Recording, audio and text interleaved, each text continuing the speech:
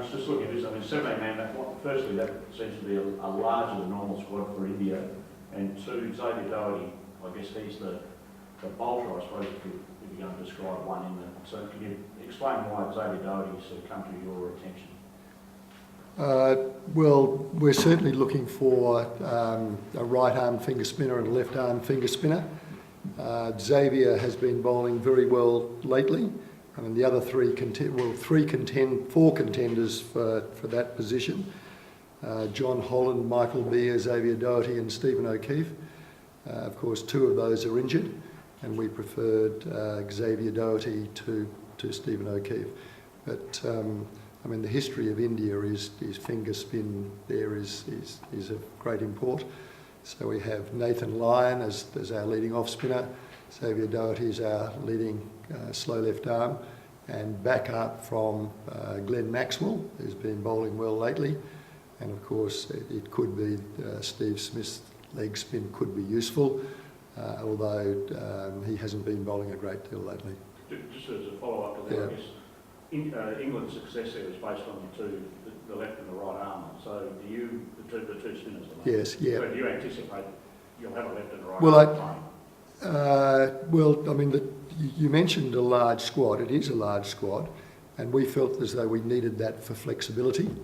And one of the comments I've made there is one of the options is to play two pace bowlers, our two leading spinners, and then a medium-fast all-rounder in Moses Henriques. Another alternative is to play three pace bowlers, our leading spinner, whether that be Xavier Doherty or Nathan Lyon, and then have the backup with the all-rounder with Glenn Maxwell. So that's been our thinking, and of course we could go with just four bowlers and no all-rounder, but the thinking is we'll need more than four bowlers. We'll need four bowlers and some more. So Glenn Maxwell is to the fore there, and so also Moses Henriques. It's all been very carefully thought through, those options. Just that we saw David Warner get injured yesterday. What are his chances, do you think, of making that trip to India? Yeah, look, the chances are very good. I mean, the early indication is it's a slight fracture, and the indications are he'll certainly be okay for the test starting on the 22nd of February. And what we're looking to do is during the next couple of days get more feedback as to exactly when he'll be able to come back. As a precaution, would you just rule him out all of these 1 days? I mean, is it worth it? Look, we'll take more information on that, and we'll announce that on Saturday, but we'll be certainly gleaning information today and tomorrow about that. But I'd say the chances are that it's unlikely that he'll be playing in the ODIs at this stage. Henriques, you've seen a lot of potential in him to develop and be a very handy all-rounders, a good test for him on the subcontinent? Yeah, it's a very good test for him, as the national selection panel has maintained, throughout the last 12 months. We feel the need to develop all-rounders. Mitchell Marsh is obviously a promising all-rounder, and he's out of it. Shane Watson at the moment is not able to bowl. We feel there's a great need to have an all-rounder there, and Moses is a young cricketer of terrific potential. I mean, those of us who saw him play here early in the season, especially his batting, in evidence then, but also his bowling. So we're hoping that he really comes through. He's got a lot of talent, and being around the Australian group, we hope that it brings out the best in him. Stand back there.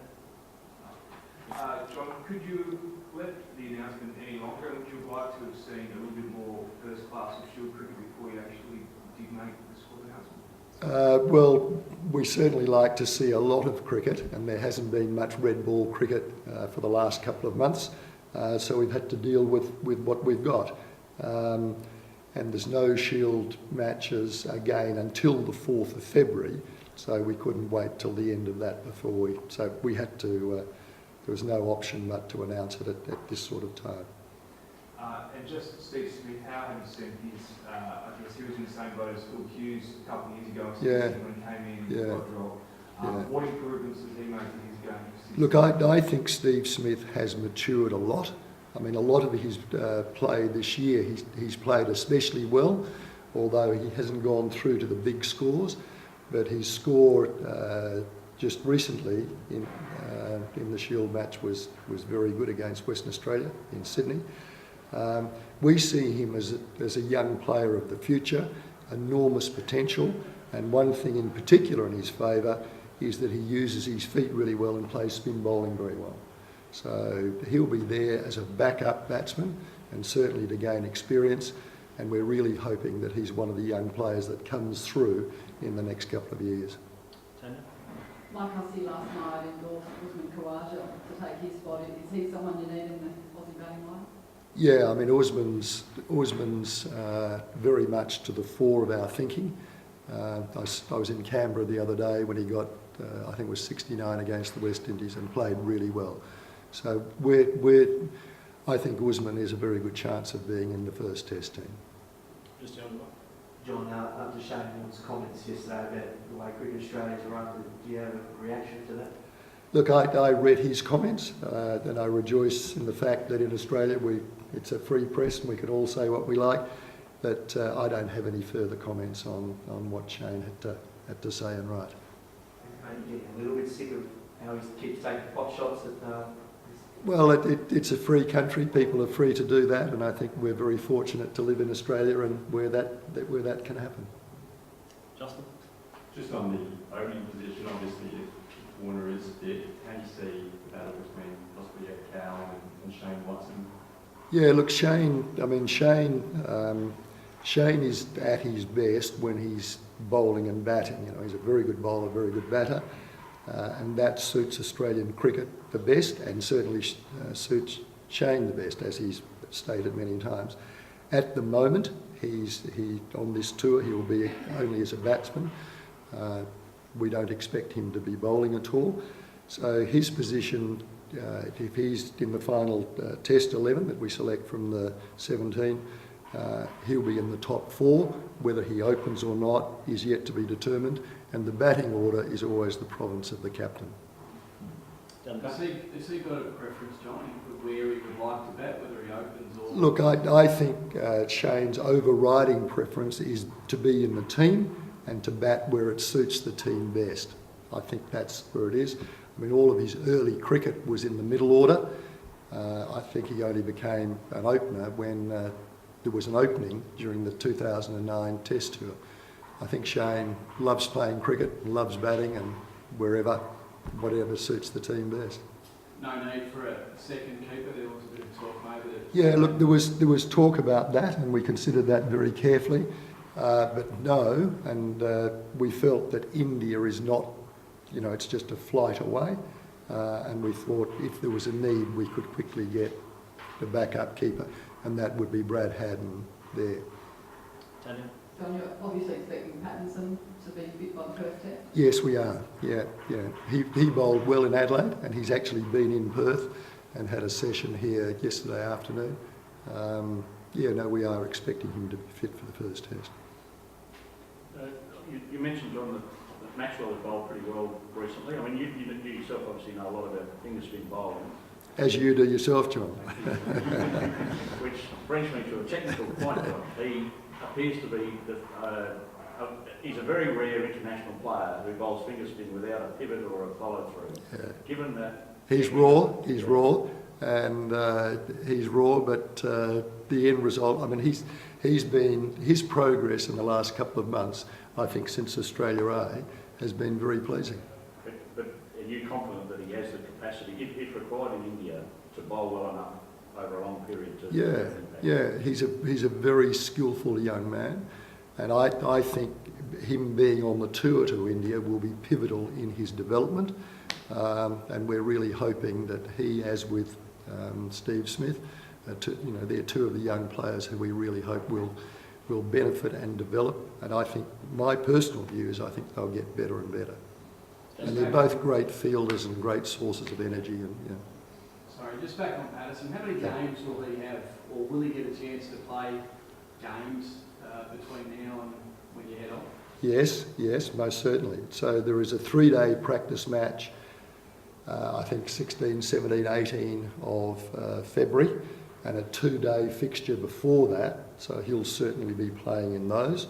And he's flying back to Victoria today, and we'll play club cricket on Saturday. If he gets through all those, you'd be happy he's playing enough? Yeah, I mean, we'll have to carefully assess that as to whether he's ready for the first test. You know, we anticipate he will be, and if not, we've got a battery of 5 bowlers, and we're very confident in all 5, and we're delighted that Jackson Bird came through so well when he got the opportunity in Melbourne, and then in Sydney where he won man of the match. So we're very confident with our 5 pace bowlers. You mentioned Michael Weir before. John, was he on the plane until that shoulder injury? He was very strongly in contention, yes, very strongly. Ben Hillhouse, where's he at with his cricket? Well, he's just coming back. He's been up at the Centre of Excellence up in Queensland recently. We hope that he'll be fit to play in the Shield match that Tasmania has starting, I think it's the 6th of February. So we're really hoping that he's fit to perform there and that he really gets his bowling loads up and comes back into contention. But we couldn't consider him for this tour. Justin Lang said there's a real opportunity for young batsmen in Australia to really take an opportunity and push for a place in the test side. Is it still an issue, the depth of batting in the country?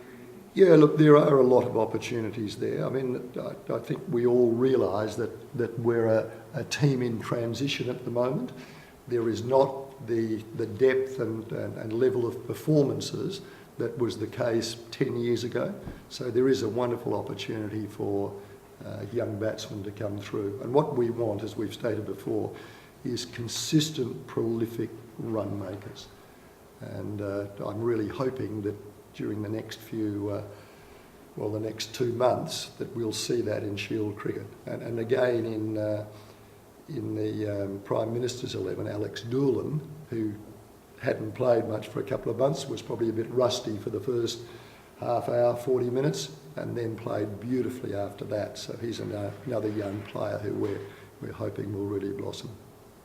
Johnny, are you comfortable in this environment where players may have to leave Australia in the next few days, or in the short term anyway, to go there for a camp, rather than actually play international matches here? Yeah, look, it's a product of the scheduling. I mean, international cricket now is a very, very, very busy schedule, and also we've got the IPL and the Champions League.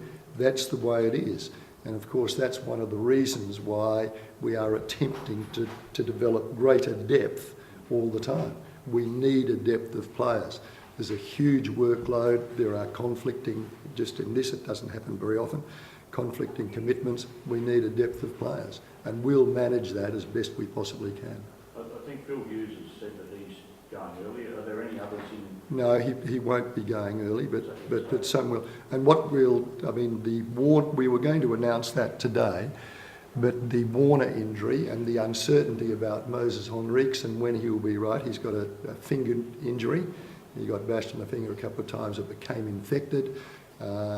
He's had a minor operation on that, and we're just not certain when he's going to be able to play again.